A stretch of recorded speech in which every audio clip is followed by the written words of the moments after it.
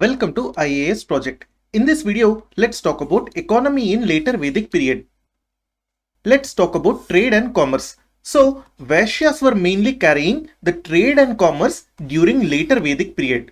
However, we know that initially Vaishyas were not carrying trade and commerce. Vaishyas started trade activities only at the end of later Vedic period. Moreover, Vaishyas organized themselves into guilds, and these guilds were called as ganas. What exactly is a guild? Guild is basically a group of merchants, or we can say a group of traders.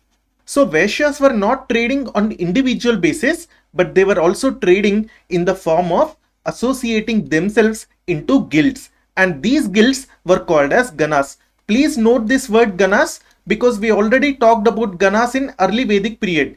In early Vedic period, ganas were mainly having military function. They were basically a troop of Aryan fighters.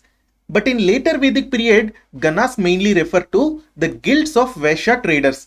We will also talk about ganas when we discuss Buddhism. There, ganas basically mean tribe. For example, we will learn during Buddhism lectures that Buddha belonged to Sakya Gana. So Sakya Gana is basically nothing but Sakya tribe. So depending on the time period, the meaning of Gana is different. So please note such kind of points. Also, there were other guilds or organization of merchants. For example, they were called as Shrestins. So when we talk about trade and commerce, you must remember that Vaishyas practice trade and commerce, and also Shrestins and Ganas basically represent the guilds of merchants. Moreover, there were a class of hereditary merchants who were called as Vaniya. And these Vaniya people came into existence during later Vedic period. I believe the word Baniya comes from Vaniya, and the origin of Baniya mainly comes from Vaniya, who were basically a class of hereditary merchants.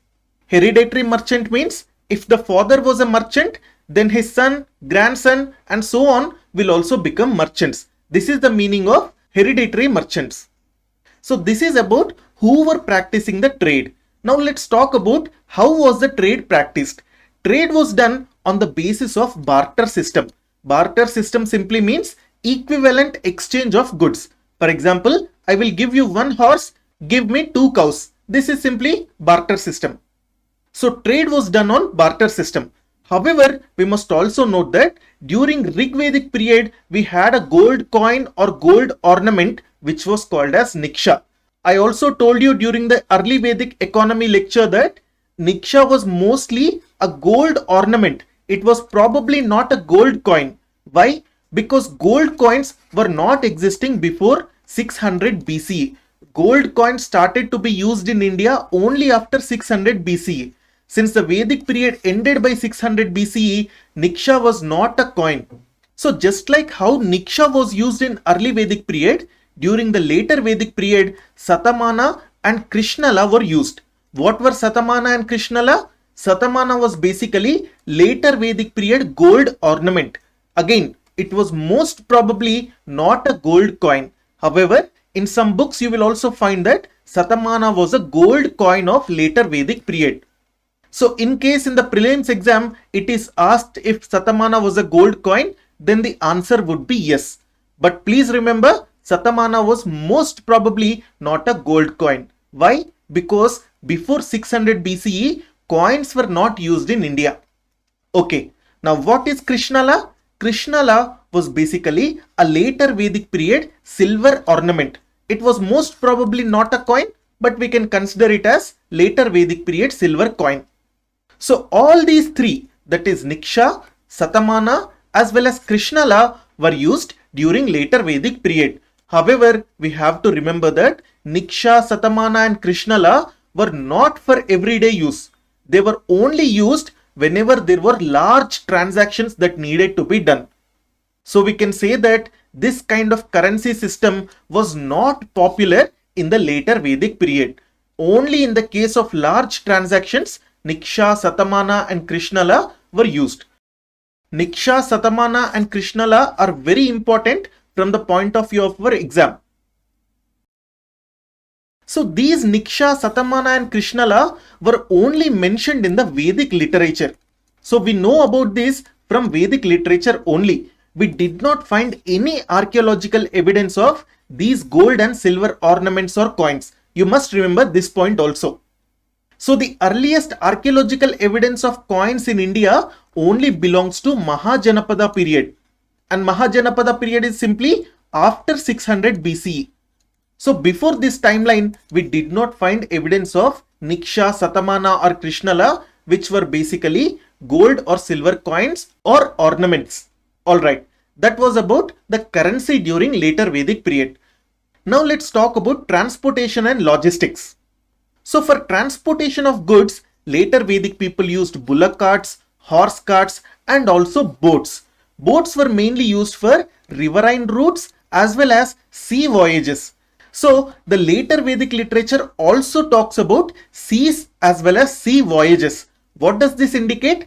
This simply states that later Vedic people were good navigators, which means that they were able to navigate seas and they conducted sea voyages. So since these people were conducting sea voyages, we can conclude that foreign trade was also conducted by later Vedic people. So in addition to internal trade, later Vedic Aryans were also conducting foreign trade. If we talk about specifically which foreign area they were dealing with, then later Vedic literature also tells us that later Vedic Aryans were trading with Mesopotamia. This evidence is particularly found in Shatapatha Brahmana. You don't need to remember that this evidence is found in Shatapatha Brahmana, but you have to remember that later Vedic people were also conducting foreign trade and they were conducting this foreign trade with Mesopotamian people. We know that Mesopotamia is basically the Iraq part of Middle East. That is why we can say later Vedic people were trading with Middle East region. Moreover, trade and commerce activities in later Vedic period were much higher compared to early Vedic period. This is mainly because the arts and crafts increased in later Vedic period, because we know that in later Vedic period not only copper and bronze but iron was also used. So iron usage mainly meant different type of arts and crafts were also now started to be made. For example, we know about different iron implements that were used for agriculture. Similarly, development was also made in terms of pottery. Development was also made in terms of making glasswares and also some other artistic works. That is why, since arts and crafts increased in the later Vedic period, the trade and commerce also increased. Please like and subscribe. You can download this presentation from our Telegram channel. The name of the channel is IAS Project. You can find the link for this channel in the description section below. Thank you.